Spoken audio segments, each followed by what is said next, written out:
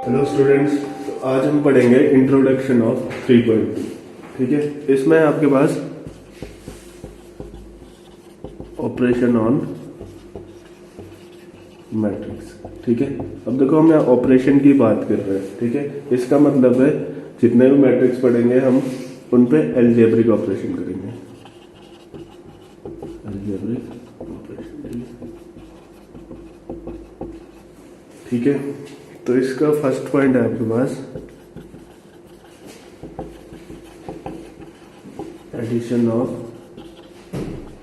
Matrices. ठीक है, दो या दो से ज्यादा मैट्रिक्स लेंगे, उसको हम ऐड करेंगे एक दूसरे के साथ। ठीक है, इसको इतना है नहीं कुछ, ये सिंपल जो आज तक हमने पढ़ा है क्लास 10 तक 10 तक जो पढ़ा है बस वही है। जैसे 1 + 3 कितना होगा, 4 होगा, बस वैसे ही है। पर इसमें जब हम मैट्रिक्स की बात करेंगे, इसमें क्या है, देखो मैट्रिक्स होगा हमारे पास एक मैट्रिक्स, ये दूसरा एलिमेंट्स नहीं लेते हैं अभी। ठीक है, इसके लिए हमें इनका ऑर्डर सेम होना चाहिए। जैसे 2x2 का मैट्रिक्स है तो ये भी 2x2 का ही मैट्रिक्स होना चाहिए। इसके लिए क्या चाहिए हमें, सेम ऑर्डर। तो जितने भी मैट्रिक्स लो उनका ऑर्डर सेम होना चाहिए। ठीक है, एग्जाम्पल से समझते हैं हम इसको। देखो हमने दो मैट्रिक्स लिए, एक ले लिया ए मैट्रिक्स ये और बी मैट्रिक्स। ठीक है, जब हम ए प्लस बी करेंगे, जब ऐड करेंगे इनके कॉरेस्पॉन्डिंग एलिमेंट्स ऐड करेंगे। इसके साथ ये, इसके साथ ये, इसके साथ ये और इसके साथ ये। ठीक है, तो देखो 1 + 5 कितना हुआ, 6, 2 + 6 8, 3 + 7 10, 4 + 8 तो यह आ गया हमारे पास a + b। ठीक है, अब पढ़ेंगे हम properties of matrix addition and subtraction. ठीक है, इसके क्या क्या प्रॉपर्टीज होते हैं एडिशन और सब्ट्रैक्शन में। पहले देख लो, एडिशन में देख लेते हैं। एडिशन के केस में दो मैट्रिक्स कॉम्यूटेटिव होते हैं। ठीक है, देखो a + b मैट्रिक्स, दो मैट्रिक्स को ऐड कर दिया और b + a दो बाद में ऐसे कर लिया तो दोनों इक्वल होंगे, इसमें कोई फर्क नहीं पड़ेगा। पर इन केस ऑफ सब्ट्रैक्शन ऐसा नहीं होगा। ठीक है, a + b not equals to a - b not equals to b - a। ठीक है, फर्स्ट प्रॉपर्टी ये। सेकंड है एसोसिएटिव। तीन मैट्रिक्स ले लिया हमने, ठीक है, a b c। पहले हमने a और b को ऐड कर दिया, उसके बाद इसको c से ऐड कर दिया, या फिर b + c को पहले ऐड कर दिया, उसको ऐसे कर दिया, दोनों ही सेम रहेंगे। पर इस केस में ऐसा नहीं होगा। ठीक है,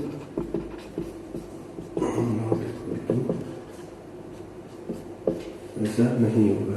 ठीक है, थर्ड प्रॉपर्टी है हमारे पास एग्जिस्टेंस ऑफ एडिटिव आइडेंटिटी। ठीक है, इसमें क्या करेंगे हम, किसी मैट्रिक्स को नल मैट्रिक्स के साथ ऐड कर दे तो आंसर वही मैट्रिक्स होगा। ठीक है, नल मैट्रिक्स पढ़ा था हमने जिसमें सारे एलिमेंट्स क्या होंगे, 0 होंगे। देखो किसी भी चीज को 0 से ऐड कर दो तो वही चीज रहेगी ना। जैसे देखो 1 + 0 क्या होगा, 1 ही होगा। ठीक है, पर इस केस में सब्ट्रैक्शन के केस में ऐसा नहीं होगा। ठीक है, a - o तो a होगा, पर o - a नहीं होगा। ठीक है, इस केस में ऐसा नहीं होगा।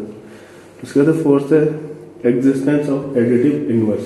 इसमें देखो अगर हम किसी मैट्रिक्स को उसके एडिटिव इनवर्स के साथ ऐड कर दें तो नल मैट्रिक्स होगा। वही बात है, देखो 1 + -(1) करें तो कितना होगा, 0। ठीक है, अगर उसके किसी मैट्रिक्स के इनवर्स से उस मैट्रिक्स को ऐड करते हैं फिर भी वही होगा। देखो बात वही है ना, -1 + 1 = 0। पर सब्ट्रैक्शन के केस में ऐसा नहीं होगा। ठीक है, यहाँ पे एग्जिस्ट नहीं करता एडिटिव इनवर्स।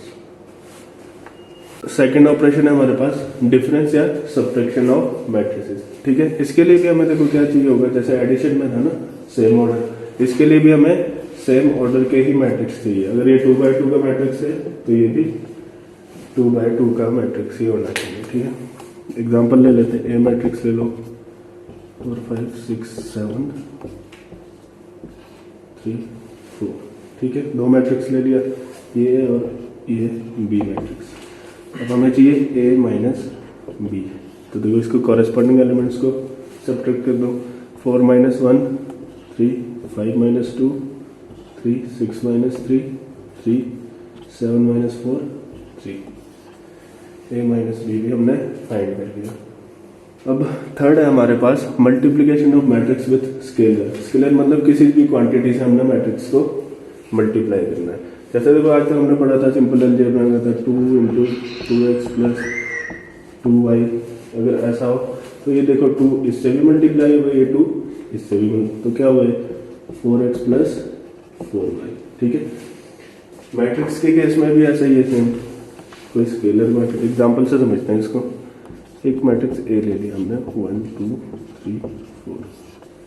ठीक है, अगर बोला है कि हमारे को फाइंड 3a, मतलब इस मैट्रिक्स को 3 से मल्टीप्लाई करो। तो देखो 3a क्या होगा 3a2। ठीक है, अभी पढ़ा था ना हमने 2 इंटू 2x प्लस 2y। तो ये 2 इससे भी मल्टीप्लाई होगा और इससे भी। वैसे ही ये जो 3 है इसके सारे एलिमेंट से मल्टीप्लाई होगा, तो इससे भी मल्टीप्लाई होगा। तो 3 2 6 9। ठीक है, ये आ गया हमारे पास 3a। अब देखते हैं हम multiplication of matrix with scalar के प्रॉपर्टीज क्या है। ठीक है, अगर हमारे पास दो मैट्रिक्स है a और b, ठीक है, अगर हमें पूछा है a प्लस बी, इसको किसी स्केलर से मल्टीप्लाई किया है, तो देखो इसको ऐसे भी कर सकते हैं, पहले a प्लस बी को ऐड करो, उसके बाद स्केलर से मल्टीप्लाई करो, या तो ऐसे भी कर सकते हो, जो स्केलर है पहले उसको a से मल्टीप्लाई करो प्लस स्केलर को b से मल्टीप्लाई कर दो। आंसर वही है, इतनी आसान सी बात है, बताने की वैसे जरूरत तो है नहीं। ठीक है, सेकंड है दो स्केलर क्वांटिटी है, ठीक है, k और l, इन दोनों को ऐड करके हमें बोला है कि a से मल्टीप्लाई करो, मतलब ये मैट्रिक्स है, ये स्केलर है। ठीक है, ऐसे भी कर सकते हैं, पहले इन दोनों को ऐड किया उससे इसको मल्टीप्लाई किया, या तो हम ऐसे कर सकते हैं k से a को मल्टीप्लाई प्लस l से a को मल्टीप्लाई, सेम होगा। ठीक है, फोर्थ ऑपरेशन है हमारे पास मल्टीप्लीकेशन ऑफ मैट्रिक्स। ठीक है, दो या दो से ज्यादा मैट्रिक्स दिए होंगे, उनको हमने मल्टीप्लाई करना है। ठीक है, एक एग्जाम्पल ले लेते हैं 1 2 3 4 b।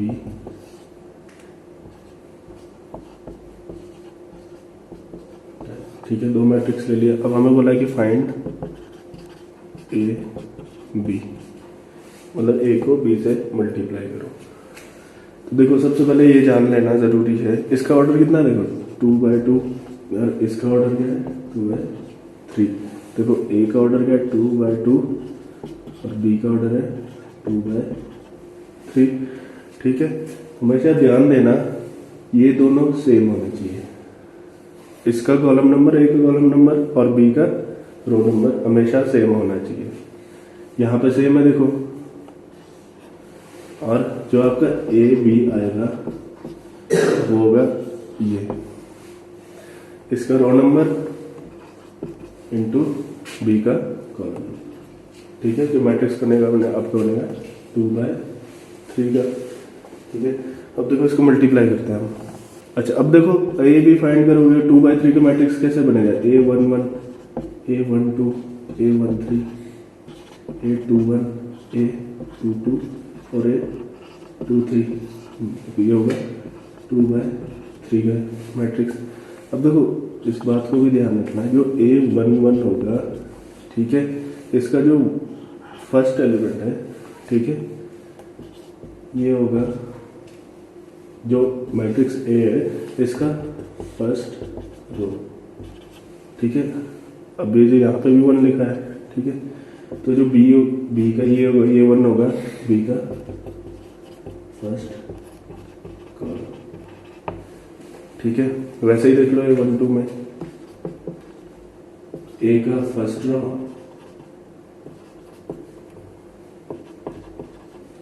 B का सेकंड कॉलम। ठीक है, इसको समझते हैं हम अच्छे से, जब हम इसको मल्टीप्लाई करेंगे तब देखेंगे इसको। ए बी, देखो A11 फाइंड करना है, मैंने क्या बोला था, ये जो 1 होगा इसका फर्स्ट रो A का, ठीक है, फर्स्ट रो, और ये 1 होगा इसका फर्स्ट कॉलम। ठीक है, मल्टीप्लाई ऐसे करते हैं, देखो ये इंटू ये 1 इंटू 5 प्लस ये इंटू ये 2 इंटू 8, ये हो गया A11 हो गया। अब देखो 812 में क्या है, इसका फर्स्ट रो, ठीक है, और इसका सेकंड कॉलम जो 2 है, तो ये क्या होगा, देखो 1 इंटू 6 प्लस 2 इंटू 9। अब देखो A13 क्या होगा, इसका फर्स्ट रो और इसका third column, 1 into 7 plus 2 into 10, ये सारे फाइंड कर लिए हमने, ठीक है। अब देखो A21 क्या हुआ, ये 2 क्या है इसका सेकंड रो और 1 क्या है इसका फर्स्ट कॉलम, तो 3 इंटू 5 प्लस 4 इंटू 8, ठीक है।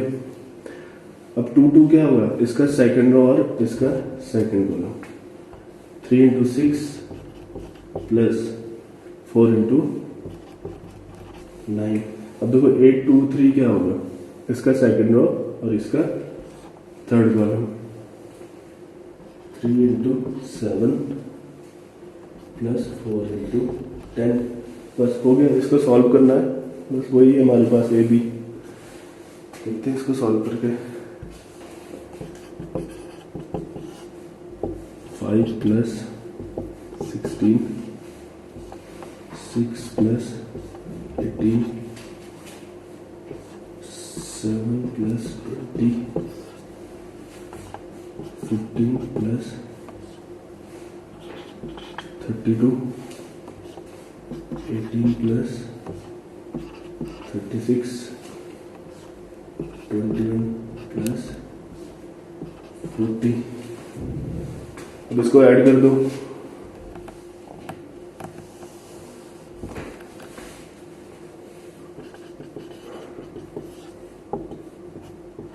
you got 21, you got 24, you got 27, you got 47, you got 54, you got 61। देखो ए बी की वैल्यू आ गई। अब पढ़ते हैं हम प्रॉपर्टीज ऑफ मल्टीप्लिकेशन, ठीक है। जो मल्टीप्लिकेशन ऑफ मैट्रिसेस है, मैट्रिसेस है, उसमें क्या क्या प्रॉपर्टीज है, ठीक है। फर्स्ट पॉइंट है आपके पास मैट्रिक्स मल्टीप्लिकेशन में और मे नॉट बी कम्यूटेटिव। देखो A B equals to B है, ये हो भी सकता है नहीं भी हो सकता है, ठीक है। वो कैसे, देखो अगर मैं यहाँ पे 2/2 का मैट्रिक्स ले लूँ और यहाँ पे 2/3 का मैट्रिक्स ले लूँ, ये बी मैट्रिक्स है, ठीक है। देखो ए क्या हो, हमने पढ़ा था ना, कंडीशन क्या है, ये दोनों सेम है। इस केस में ये हो भी सकता है equal, A B equals to B है, ये हो भी सकता है नहीं भी हो सकता है, ठीक है। ये कम्यूटेटिव हो भी सकता है नहीं भी हो सकता है। अब एक केस ये ले लेते हैं, 2/3 बी 4/3। इस केस में देखो यहाँ पे 3 है, यहाँ पे 4 है, ठीक है। यहाँ पे मल्टीप्लिकेशन एग्जिस्ट ही नहीं करेगा, मल्टीप्लिकेशन डज नॉट एग्जिस्ट। इस केस में मल्टीप्लिकेशन एग्जिस्ट ही नहीं करेगा। देखो मैंने क्या बोला, मे और मे नॉट बी कम्यूटेटिव, ऐसा हो भी सकता है नहीं भी हो सकता है। जरूरी नहीं है कि इस केस में भी A B equals to B A हो, ये जरूरी नहीं कि ऐसा होगा। कभी कभार हो सकता है इक्वल हो जाए, कभी ऐसा हो सकता है कि नहीं भी हो जाए, तभी लिखा है मे और मे नॉट बी, ठीक है। लग गया पॉइंट पता। अब सेकंड प्रॉपर्टी है मैट्रिक्स मल्टीप्लिकेशन इज एसोसिएटिव, ठीक है। ये एसोसिएटिव होता है। देखो 3 मैट्रिक्स ले लिया हमने ए बी सी, इसको हम पहले बी और सी को मल्टीप्लाई करें, अगर उसको फिर से ए से मल्टीप्लाई करें और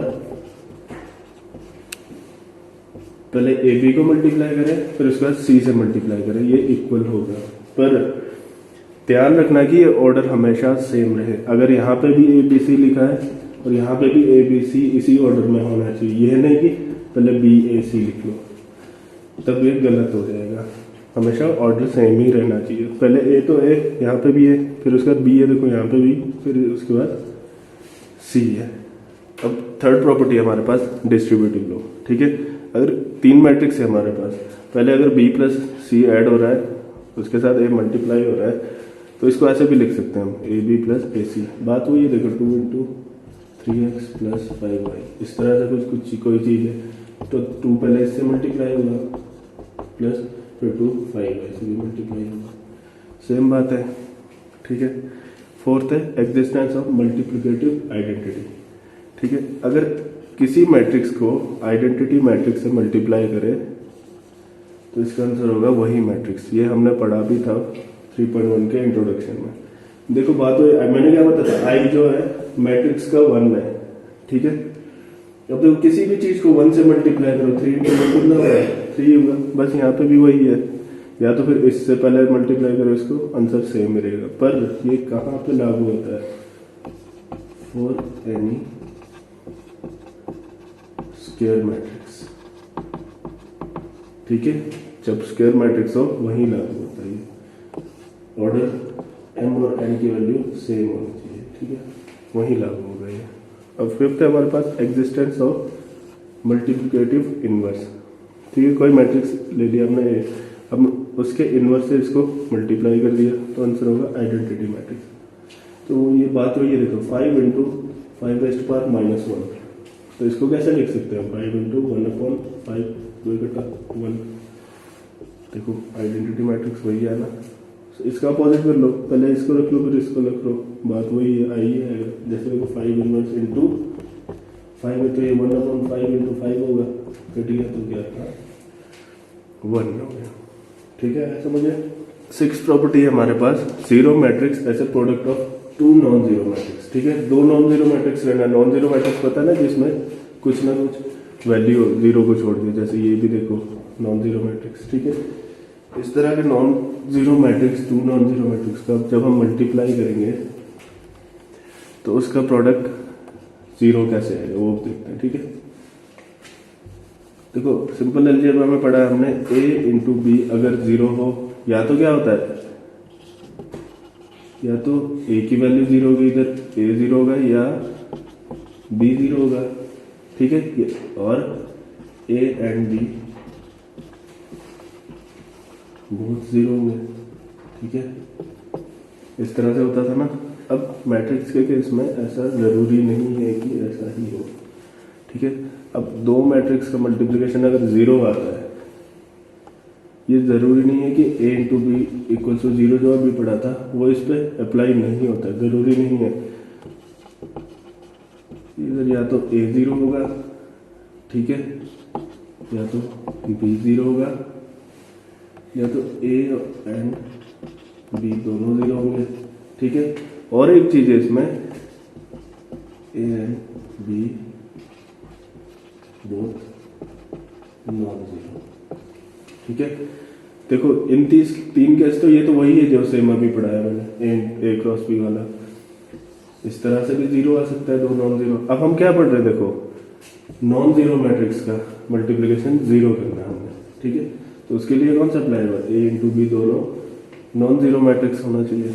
इसका एक एग्जाम्पल कर लेते हैं। देखो इस तरह का 2 मैट्रिक्स ले, देखो दोनों नॉन जीरो है ना, 1 और 2 है यहाँ पे, 1 और 3 है भी यहाँ पे भी है। देखो अब a क्रॉस b कैसे होगा, इससे इसको 0 इंटू 1 प्लस इसको इससे 1 इंटू 0। ठीक है, उसके बाद 0 इंटू 3 प्लस 1 इंटू 0। फिर देखो ये 0 इंटू 1 प्लस 0 इंटू 0। उसके बाद 0 into 3 plus 0 2 into 0, 0 into 3 plus 2 into 0। इसको सॉल्व करके देखते हैं,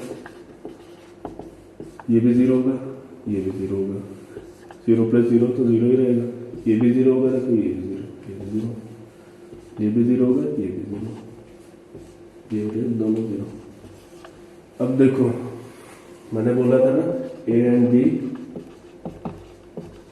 बोथ नॉन जीरो, अगर ऐसा हो तो a भी जीरो भी हो सकता है। यहां से हो गया ना प्रूफ। देखो दोनों नॉन जीरो मैट्रिक्स थे पर इनका प्रोडक्ट कितना आया, जीरो मैट्रिक्स, नल मैट्रिक्स। ठीक है, आगे समझ।